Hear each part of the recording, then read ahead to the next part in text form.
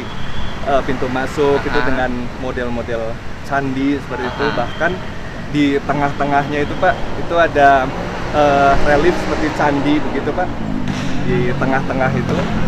Nah, jadi kemudian itu menjadi salah satu referensi lah ya, bahwa kita bagaimana membentuk katakanlah suasana komplek Gedung Sate ini juga memiliki jiwa Jawa Barat, Sunda, tapi juga bisa bagaimana bisa mewarnai pola Gedung Sate.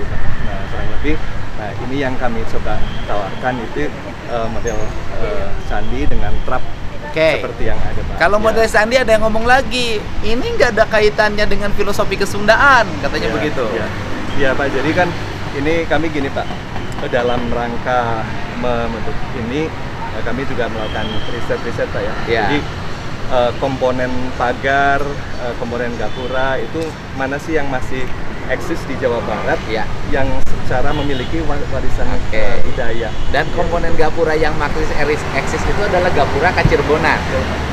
Cirebon itu Jawa Barat Pak. Betul Pak. Ya, nah itu yang kami coba angkat Pak. Jadi itu, dan kemudian bagaimana penerapannya di Gedung Sate. Ternyata kalau kita lihat ada istilahnya seperti presiden-presidennya, bahwa ternyata di Gedung Sate pun ada komponen-komponen yang ya katakanlah bisa menjadi referensi bagi